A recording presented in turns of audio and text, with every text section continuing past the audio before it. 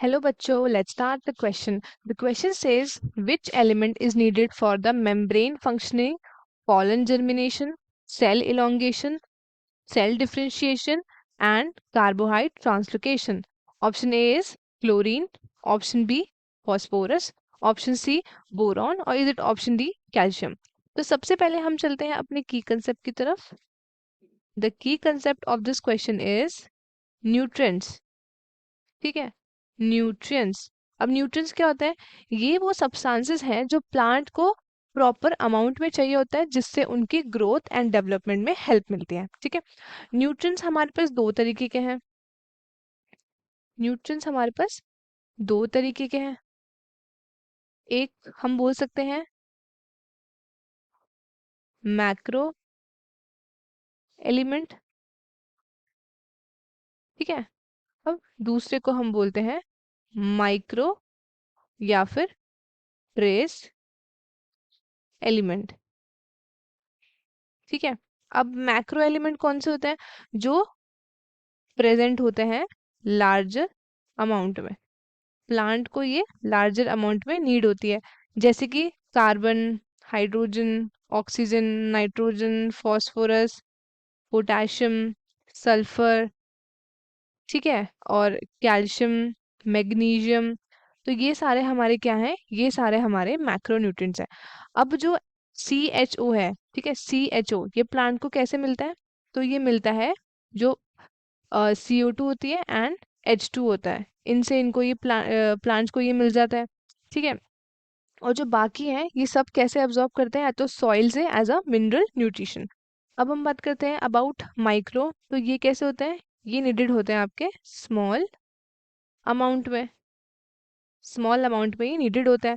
तो इसका एग्जाम्पल क्या है हमारे पास? इसका एग्जाम्पल है आयरन, मैंगनीज. ठीक है, कॉपर, मोलिब्डेनम, जिंक. ठीक है, आपका बोरॉन, क्लोरीन एंड निकल. अब क्या होता है? अब हम बात करते हैं क्वेश्चन की तरफ. तो इसमें पूछा है कि कौन सा एलिमेंट आपको किसके लिए जरूरी है. अब हम बात कर लेते हैं सबसे पहले ऑप्शन हमारे क्लोरीन के लिए. क्लोरीन. ठीक है, अब क्लोरीन क्या है? तो क्लोरीन एक एग्जाम्पल है हमारा माइक्रो एलिमेंट का. ठीक है, किसका एग्जाम्पल है?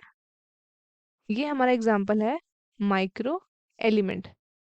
माइक्रो एलिमेंट क्या आते हैं? जो प्लांट को बिल्कुल मिनिमम क्वांटिटी में चाहिए होता है और जो प्लांट्स है ये ऑब्जर्व करते हैं in the form of chloride ion.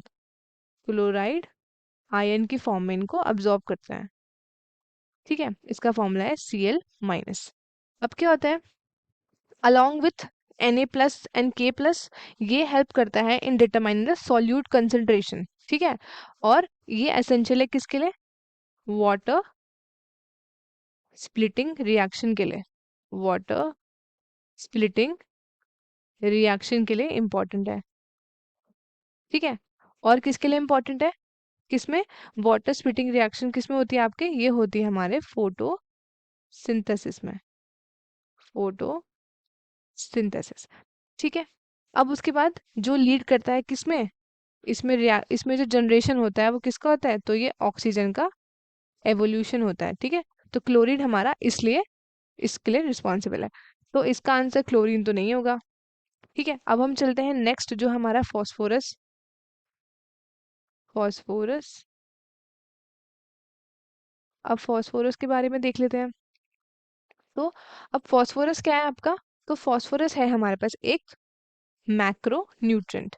ठीक है, अब फॉस्फोरस ऑब्जॉर्ब होता है प्लांट से in the form of phosphate ion. अब ये होता है फॉस्फेट आयंस की फॉर्म में. फॉस्फेट आयंस या तो H2PO4- एंड HPO4 2-. ठीक है, इन फॉर्म में. अब फॉस्फोरस क्या है? ये क्या बनाता है? तो ये कॉन्स्टिट्यूएंट है किस किस का? एक तो सेल मेम्ब्रेन का. ठीक है, सर्टेन प्रोटीन्स का. सर्टेन प्रोटीन्स का और all nucleic acid. All nucleic acid and nucleotides का. ठीक है, न्यूक्लियोटाइड्स का. और ये किसके लिए रिक्वायर्ड होता है? तो ये रिक्वायर्ड है आपके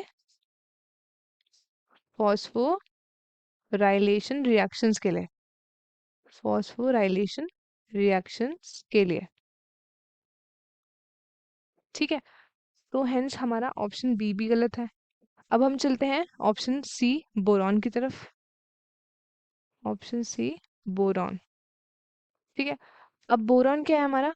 अब बोरॉन हमारे पास है मैक्रो माइक्रो न्यूट्रिएंट, जो हमारे प्लांट को मिनिमम अमाउंट में चाहिए होता है।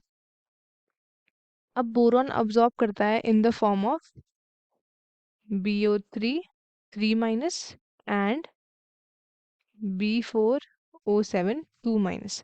ठीक है, अब बोरॉन किसके लिए रिक्वायर्ड है? ये रिक्वायर्ड है for the uptake and utilization of Ca2+ ion. दूसरा क्या है? ये मेम्ब्रेन फंक्शनिंग में हेल्प करता है, मेम्ब्रेन फंक्शनिंग में हेल्प करता है। और दूसरा है हमारे पास पॉलन जर्मिनेशन में हेल्प करता है, पॉलन जर्मिनेशन में हेल्प करता है। उसके बाद है सेल इलोंगेशन में हेल्प करता है, सेल इलोंगेशन। एंड लास्ट है हमारे पास सेल डिफरेंशिएशन। ठीक है, और एक और रोल है इसका कार्बोहाइड्रेट का ट्रांसलोकेशन करना, कार्बोहाइड्रेट का ट्रांसलोकेशन। ठीक है, जिस पार्ट में जरूरत होगी वहां पे कार्बोहाइड्रेट को पहुंचाना। तो ये है हमारा बोरॉन। अब नेक्स्ट चलते हैं, लास्ट क्या है? लास्ट है हमारे पास कैल्शियम। अब बात कर लेते हैं कैल्शियम के बारे में।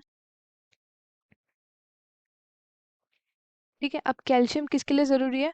तो कैल्शियम है हमारा सबसे पहले तो एक मैक्रो न्यूट्रिएंट। ठीक है, अब कैल्शियम किसके लिए ज़रूरी है? तो ये अब्जॉर्ब होता है in the form of calcium ions. ठीक है, अब ये आपका बेसिकली कैल्शियम आपका रिक्वायर्ड होता है डिफरेंट डिफरेंट प्रोसेस के लिए। जैसे सबसे पहले हम देख लेंगे सेल डिवीजन के लिए। ठीक है, सेल डिवीजन के लिए उस टाइम पे क्या होता है? ये सेल वॉल सिंथेसिस करता है। ठीक है, सेल वॉल सिंथेसिस हो गया। और उसके बाद ये किस में करता है? ये आपका नीडेड है during the formation of mitotic spindle, mitotic spindle इस टाइम पे भी रिक्वायर्ड होता है। ठीक है, और ये ज़्यादा एक्यूमुलेट होता है किसमें? ओल्डर लीव्स में। ठीक है, तो फिर और ये एक्टिवेट करता है कुछ एंजाइम्स को, एंजाइम्स को एक्टिवेशन करना, और ये एक इम्पॉर्टेंट रोल प्ले करता है इन रेगुलेटिंग मेटाबॉलिक एक्टिविटीज। तो हेंस हमारा करेक्ट ऑप्शन क्या है? करेक्ट ऑप्शन इज हमारा ऑप्शन सी। ठीक है, बोरॉन। आई होप आपको क्वेश्चन अच्छे से समझ में आया होगा। All the best and thank you.